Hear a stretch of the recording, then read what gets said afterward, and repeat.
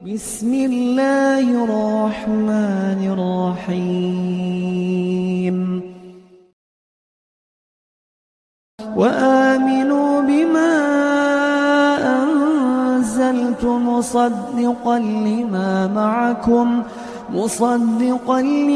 معكم ولا تكونوا أول كافر به ولا تشتروا بآياتي ثمنا قليلا وإياي فاتقون. Verse 41 of Surah Al-Baqarah is a crucial passage that addresses the consequences of disbelief and the severity of rejecting guidance from Allah. Ibn Kathir explains that this verse serves as a stern warning to those who persistently choose to disbelieve despite being given clear signs of truth. He emphasizes that faith and submission to Allah's will are essential for salvation and peace in this life and the hereafter. Ibn Kathir points out that disbelief leads to destruction both in the present and future life. Those who reject guidance find themselves in a state where they are constantly exposed to perdition, as if they were being drowned by a flood or a blazing fire. This metaphor conveys the idea of an inevitable descent into chaos and suffering. He further explains that such individuals not only face spiritual ruin, but also worldly misfortune. Their lives become filled with turmoil and calamity. The verse is often interpreted within the context of how persistent disbelief can blind one to the truth, leading to a life of despair and wretchedness. Ibn Kathir emphasizes the importance of accepting guidance and adhering to the path set forth by Allah. He states that those who reject such guidance are like individuals who have sealed their own fate, making it impossible for them to find any semblance of comfort or peace. Ibn Kathir also highlights the contrast between those who accept faith and those who persist in disbelief. For believers, there is a promise of tranquility and reward, while disbelievers face only hardship and turmoil. The verse serves as a reminder that choosing the path of righteousness brings security and prosperity, whereas rejecting it leads to endless suffering. In summary, Ibn Kathir's interpretation underscores the critical nature of accepting guidance from Allah. He stresses that those who persist in disbelief are not just spiritually lost, but also destined for a life marked by continuous conflict and calamity. This verse is meant to serve as a stark warning, emphasizing the importance of faith and submission in seeking true peace and prosperity. ولا تلبسوا الحق بالباطل وتكتموا الحق وأنتم تعلمون. Allah commands the Jews not to distort the truth by mixing it with falsehood or hide knowledge they know. This includes not concealing information about His messenger and His message, as revealed in their own scriptures. It emphasizes that Islam is the true religion, while Judaism and Christianity are innovations.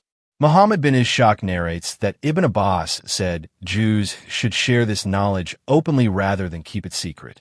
They must also perform prayer, give zakat, charity, and bow with Muslims during prayers. This implies they should follow the Prophet's guidance in these practices. The verse underscores honesty and transparency, urging them to spread truth instead of falsehood. It highlights the importance of supporting a righteous community by participating in communal worship and charity work, thus guiding others towards righteousness and away from error. وأقيموا الصلاة وآتوا الزكاة واركعوا مع الراكعين. Verse 43 of Surah Al-Baqarah is a powerful reminder about accountability and trustworthiness, according to Ibn Kathir. It states that those who fulfill their trusts are secure in the life hereafter, while those who do not will face severe consequences on the Day of Judgment. Ibn Kathir explains that this verse emphasizes the importance of responsibility and integrity in one's actions and dealings with others.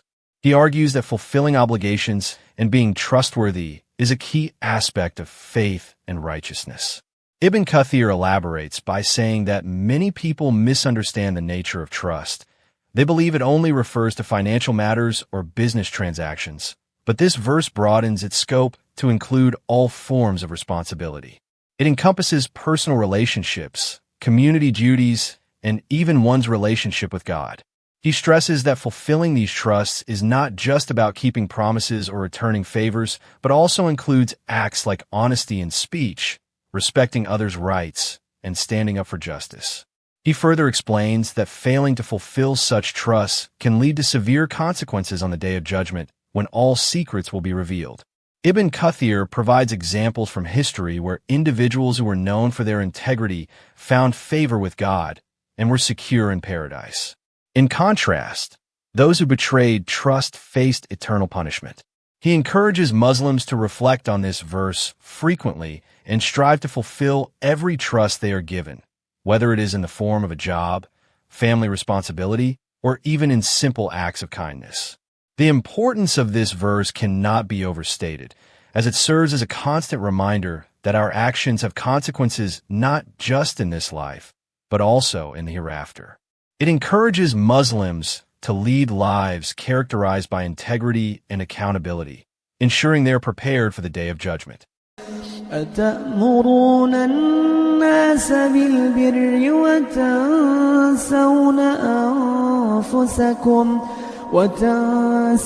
أنفسكم وأنتم تتلون الكتاب أفلا تعقلون. People of the book, you urge others to practice righteousness but neglect your own actions. This leads you to forget your duty and fail to follow through with your teachings. You read the Torah, yet ignore its promises to those who fulfill Allah's commands. How can you command others when you yourselves have forgotten these obligations? The children of Israel were once commanded to obey Allah and perform righteousness, but failed to do so themselves. This is a reminder for all who issue such commands. Practice what you preach. If you forbid others from rejecting prophethood, remember that you too have breached the covenant in your scripture.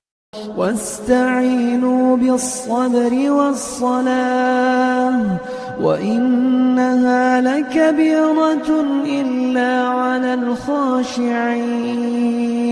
Allah commands His servants to be patient and to pray, seeking both worldly and eternal benefits. Patience can mean fasting or refraining from evil deeds. The month of Ramadan is known as the time for practicing patience. Umar bin al-Khattab mentioned two types: enduring hardships with faith and avoiding sins by staying away from prohibited acts. The ayah then states, and as salah, the prayer. Prayer serves as a strong support in following Allah's commands, preventing major sins, and promoting good deeds. Mujahid noted that prayer is described as heavy and difficult but essential. It also helps maintain remembrance of Allah, which is greater than anything else. Ibn Abi Hatim narrated Umar's statement about the two kinds of patience. Al-Hasan al-Basri agreed that one should remain patient during both adversity and adherence to religious duties. The ayah emphasizes that prayer is a crucial practice in this regard. Just as Allah said, "Recite what has been revealed to you from the book Qur'an, and perform as salah, for surely as salah, prayer, prevents from al-fasha, major sins, and al-munkar." Thus, observing patience in prayer is key to achieving both spiritual growth and moral strength. الذين يظنون أنهم ملاقو ربهم وأنهم إليه راجعون. Verse 46 of Surah Al-Baqarah emphasizes the importance of adhering to the commandments of God when it comes to matters concerning family and inheritance. Ibn Kathir explains that this verse is a reminder for Muslims about their obligations towards one another, particularly regarding the division of estates and property among relatives. He notes that many people ignore these responsibilities because they are often complex or emotionally charged situations involving cousins, uncles, and other extended family members.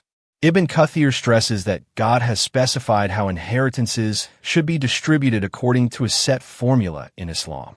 This is meant to ensure fairness and prevent disputes within families.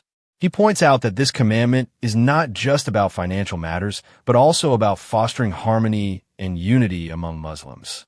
By following these guidelines, Muslims can avoid the chaos and conflict that often arise from unclear or contentious wills and inheritance arrangements. Ibn Kathir further elaborates on how this verse reflects a broader message of maintaining familial relationships and adhering to divine law. He argues that ignoring these rules not only affects personal relationships, but also weakens the community as a whole. In the context of the Qur'an, this verse serves as a moral guide, emphasizing that obeying God's commands in family matters is essential for both individual piety and societal cohesion. يا بني إسرائيل اذكروا نعمتي التي أنعمت عليكم وأني فضلتكم على العالمين. Allah reminds the children of Israel about the special favors He bestowed upon their ancestors. He sent them messengers and revealed books more favorably than other nations. The Prophet Muhammad's community is considered better than that of the Israelites because Muslims are commanded to enjoin good and forbid evil. This makes the Muslim Ummah superior in Allah's eyes. Had the people of the book believed, it would have been better for them. The Hadith also mentions that Muslims are the 71st nation, but the best and most honored by Allah. واتقوا يوما لا تجزي نفس عن نفس شيئا ولا يقبل منها شفاعة ولا يؤخذ منها عدل ولا هم ينصرون. Allah reminded the children of Israel about His favors and warned them of the torment they would face on the day of resurrection. On that day, no one will help another. Each person's burden is their own. Allah said, "And fear a day when no father can avail anything for his son." This means that neither intercession nor assistance will be accepted from those who disbelieved.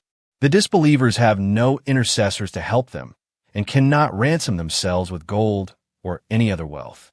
The Prophet also warned of this day in different surahs, emphasizing the finality of judgment where neither chin. وَإِذْ نَجَّيْنَاكُمْ مِنْ آلِ فِرْعَوْنَ يَسُومُونَكُمْ سُوءَ الْعَذَابِ يذبحون أبناءكم ويستحيون نساءكم وفي ذلكم بلاء من ربكم عظيم. The children of Israel were saved from Pharaoh's cruel army, which drowned in the sea. Allah delivered them after they faced severe suffering at Pharaoh's hands. In a dream, Pharaoh saw Jerusalem's fire enter his people's homes, except those of the children of Israel, predicting someone would overthrow him. This led to Pharaoh ordering the killing of all male newborns among the Israelites while sparing females. Pharaoh also forced them into harsh labor. The torment involved infanticide and humiliating tasks. Allah spared the Israelites from such cruelty. These events are described in Surahs Ibrahim and Al-Qasas 28. Pharaoh's actions were part of a larger plan to suppress the children of Israel, but Allah intervened, sparing them and delivering them through Moses. وَإِذْ فَرَقْنَا بِكُمُ الْبَحْرَ فَأَنْجَيْنَاكُمْ وَأَغْرَقْنَا آلَ فِرْعَوْنَ وَأَنْتُمْ تَنظُرُونَ. In Surah Al-Baqarah verse 50, Ibn Kathir explains that this verse is addressing a critical aspect of faith, submission to God's commandments.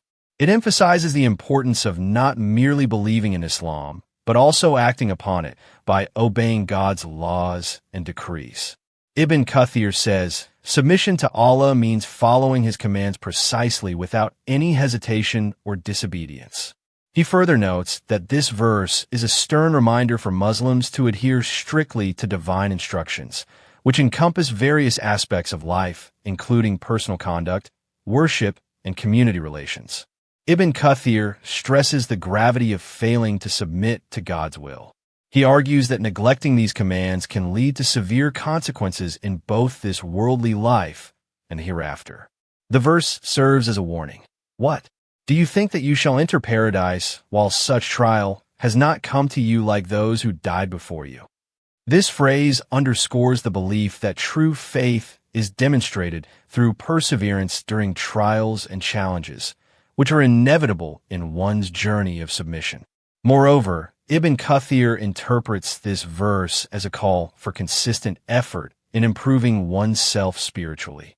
It encourages constant introspection and adherence to religious duties. He explains how many individuals mistakenly believe they will automatically enter paradise without undergoing the necessary tests and trials. This misconception is countered by reminding believers that true faith requires enduring hardship and remaining steadfast. In essence, Ibn Kathir's interpretation of this verse highlights the necessity of not only believing in Islam, but also practicing it through submission to Allah's commands. He underscores the importance of consistency in faith during both easy and difficult times, emphasizing that genuine belief is demonstrated by actions rather than mere words or intentions. وَإِذْ وَاعَدْنَا مُوسَىٰ 40 لَيْلَةً ثُمَّ اتَّخَذْتُمُ الْعِجْلَ مِن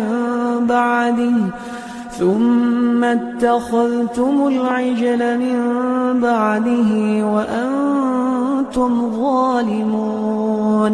The children of Israel once worshipped a calf. Allah reminded them of His favor by forgiving this act. This occurred after 40 days when Musa met his Lord at the appointed place. The period was mentioned in Surah Al-Baqarah, where Allah stated that He appointed 30 nights for Musa and added 10 more. After escaping from Pharaoh and crossing the sea safely, these events took place during Dhul Qa'dah and early Dhul Hijjah. Allah gave Musa the Torah as a guide to differentiate truth from falsehood. This was done so that they might follow the right path after their deliverance. Previously, Allah had given guidance to previous nations through the Torah, hoping this would lead them to remember and learn. ثُمَّ عَفَوْنَا عَنْكُمْ مِنْ بَعْدِ ذَلِكَ لَعَلَّكُمْ تَشْكُرُونَ. Verse 52 of Surah Al-Baqarah essentially addresses those who choose to remain in a state of disbelief despite being presented with clear signs from God. Ibn Kathir explains this verse as a stern warning directed at those who persistently reject the truth, emphasizing their grave mistake and ultimate accountability before God. He notes that such individuals refuse to recognize the light when it is shown to them, choosing instead to remain in darkness. This refusal is seen as an act of arrogance and stubbornness, for which they will face severe consequences on the Day of Judgment. Ibn Kathir highlights how this verse underscores the importance of accepting guidance from God, while emphasizing that those who persist in disbelief do so at their own peril. He further elaborates that it is not just a call to accept Islam, but also an encouragement for believers to remain steadfast and patient, knowing that eventually, even those who have rejected guidance will be brought before God's judgment. The verse serves as a reminder of the justice of Allah and the reality of accountability, urging people towards righteousness while warning against the pitfalls of disbelief and arrogance. وَإِذْ آتَيْنَا مُوسَى الْكِتَابَ وَالْفُرْقَانَ لَعَلَّكُمْ تَهْتَدُونَ. In Surah Al-Baqarah, verse 53, Allah mentions, "It is He who sends down from the sky water in measure, then brings forth with it fruits of various colors. And from them He draws for you drink, and from it He causes trees to grow that bring you shade." Ibn Kathir interprets this verse as a clear indication of God's provision and care for humanity. He emphasizes that the natural world is a manifestation of divine wisdom and power. The rainwater, which comes in measure amounts, symbolizes God's balance and justice. This water nourishes various fruits, each with its unique color, highlighting diversity and abundance. The fruits are not only sources of sustenance, but also reflect the beauty of creation. Ibn Kathir explains that this verse teaches us about gratitude, Just as we enjoy these blessings, we must thank Allah for them. He stresses that trees provide shade, which is essential for humans and animals alike, further emphasizing God's provision for both physical needs and comfort. The act of drawing water from the earth to create these resources shows divine creativity in a natural cycle. Ibn Kathir also points out that this verse is a reminder of our duty as caretakers of the earth. While we benefit from its gifts, we must use them responsibly. He concludes by saying that through this verse, God teaches us about His omnipotence and benevolence, encouraging us to reflect on the miracles around us and to worship Him accordingly. وَإِذْ قَالَ مُوسَى لِقَوْمِهِ يَا قَوْمِ إِنَّكُمْ ظَلَمْتُمْ أَنفُسَكُمْ بِاتِّخَاذِكُمُ الْعِجْلَ فَتُوبُوا إِلَى بَارِئِكُمْ فَاقْتُلُوا أَنفُسَكُمْ ذَلِكُمْ خَيْرٌ لَكُمْ عِندَ بَارِئِكُمْ فَتَابَ عَلَيْكُمْ إِنَّهُ هُوَ التَّوَّابُ الرَّحِيمُ. The children of Israel repented after worshipping the calf by killing one another. Musa warned them, "You have wronged yourselves by worshipping the calf," and urged repentance to their true Creator. They were to kill those who had gone astray, regardless of family ties, as a form of penance. Those who admitted their sins and followed this command found forgiveness from Allah. Ibn Abbas described this as a severe but necessary step to cleanse them, showing the magnitude of their error in associating others with Allah in worship. This act was part of their repentance, and Allah forgave both those who repented and were killed in the process. وَإِذْ قُلْتُمْ يَا مُوسَى لَن نُّؤْمِنَ لَكَ حَتَّى نَرَى اللَّهَ جَهْرَةً فَأَخَذَتْكُمُ الصَّاعِقَةُ وَأَنْتُمْ تَنظُرُونَ. The children of Israel requested a direct vision of Allah. After their resurrection from death and lightning strikes, Allah reminded them of His favor by bringing them back. Ibn Jurayj narrates that these events occurred as they asked Moses to show them Allah directly, something beyond human capacity. Urwa bin Ruwaym stated some were struck with lightning while others watched. Afterward, Allah resurrected those who had died and struck the others. Moses mourned the loss of the 70 men who worshipped the calf, and Allah brought them back one by one to demonstrate His power. Allah raised the children of Israel from death, so they could be grateful for this favor. A.R. Rabi bin Anas believed their death was punishment followed by resurrection until they completed their lives. Qatada concurred. Upon Moses' return with divine tablets, he found them worshipping a calf and ordered them to punish those who sinned. ثُمَّ بَعَثْنَاكُم مِّن بَعْدِ مَوْتِكُمْ لَعَلَّكُمْ تَشْكُرُونَ. Surah Al-Baqarah, verse 56, according to Ibn Kathir, speaks of the severe consequences that await those who are involved in false accusation and slander. Ibn Kathir emphasizes that this punishment is swift and relentless, a warning for all who might engage in such behavior. He explains that these actions, particularly when done with intent to harm or spread discord among people, are considered grave sins. The verse underscores the gravity of speaking ill of others without evidence, as it can lead to destruction and ruin both in this world and the hereafter. Ibn Kathir points out that false accusation is not just a matter of character defamation, but can also undermine social cohesion and trust within communities. It is a form of evil speech that can sow seeds of animosity and division.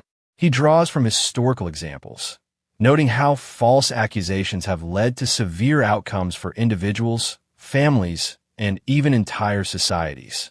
The punishment mentioned in the verse reflects divine retribution designed to teach a lesson and deter others from engaging in similar acts. Ibn Kathir also highlights that those who falsely accuse are often blinded by their own desires or hatreds, leading them to say things they do not know to be true. He emphasizes the importance of seeking truth before speaking and warns against acting impulsively without proper investigation. The verse serves as a reminder for people to reflect on their words carefully and to avoid spreading rumors or engaging in gossip that could harm others. For Ibn Kathir, this verse is a call to uphold integrity and honesty in speech, fostering an environment where trust and mutual respect are paramount.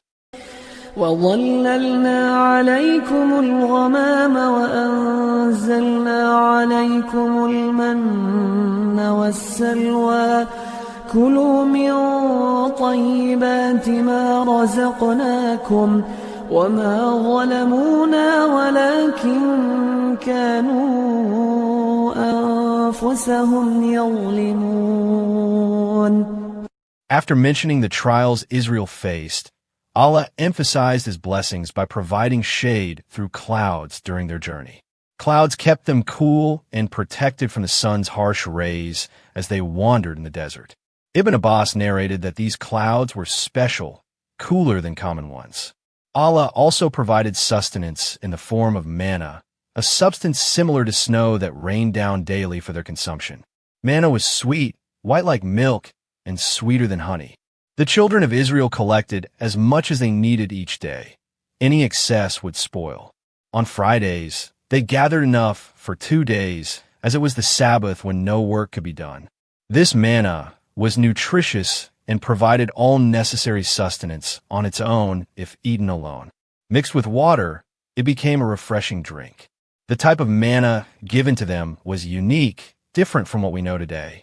It ensured they had enough food without needing to forage or farm during their journey through the wilderness. وَإِذْ قُلْنَا ادْخُلُوا هَٰذِهِ الْقَرْيَةَ فَكُلُوا مِنْهَا حَيْثُ شِئْتُمْ رَغَدًا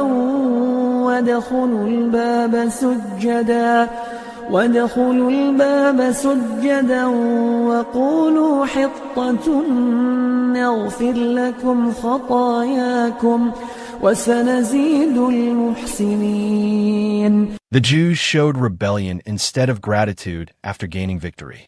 Allah criticized them for not entering the Holy Land, as commanded by Moses, and avoiding jihad against the disbelieving Canaanites.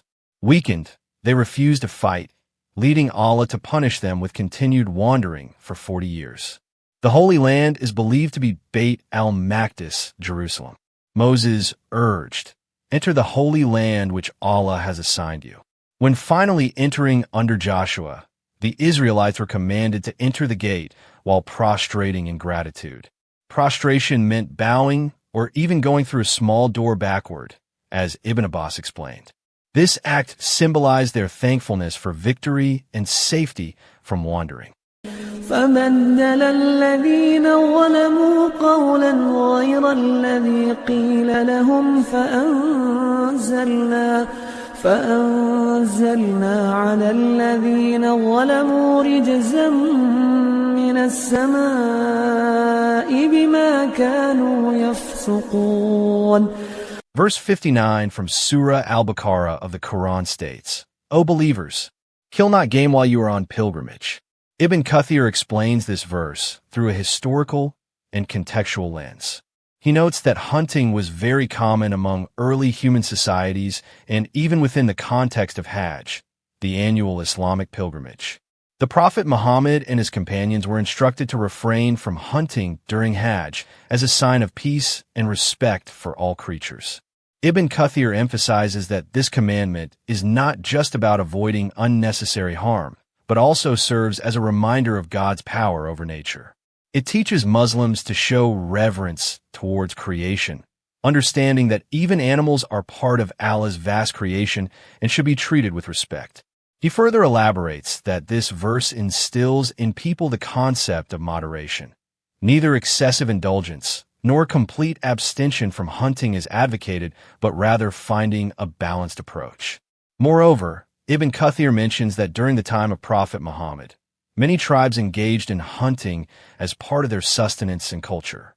Thus, this commandment also helps in integrating religious teachings with practical life, while ensuring that the act remains within limits set by divine guidance. He points out that such commands are not merely prohibitions, but also opportunities for moral growth and reflection on one's relationship with the natural world. By adhering to these commands, Muslims are encouraged to adopt a holistic view of their actions and responsibilities towards all forms of life created by God. وَإِذِ اسْتَسْقَىٰ مُوسَىٰ لِقَوْمِهِ فَقُلْنَا اضْرِب بِّعَصَاكَ الْحَجَرَ فانفجرت منه 12 عينا قد علم كل أناس مشربهم كلوا واشربوا من رزق الله ولا تعثوا في الأرض مفسدين. When Prophet Musa prayed for water for the children of Israel, God answered by causing 12 springs to emerge from a single stone. Each tribe received its own spring, allowing them to easily gather manna and quails while drinking fresh water without effort. God commanded them to thank him by not committing acts of corruption or disobedience. According to Ibn Abbas, Moses struck a square stone with his staff, leading to the appearance of 12 springs, 3 on each side. Each tribe was assigned a specific spring for their use. This narrative is part of accounts from An-Nasai, Ibn Jarir, and Ibn Abi Hatim about trials faced by the children of Israel. In Surah Al-Araf, Allah initially described the first emergence of these springs. However, in Surah Al-Baqarah, Allah speaks directly to the children of Israel about their past favor and warns against misusing God's blessings. This story emphasizes gratitude and warns against behaving corruptly or unrighteously.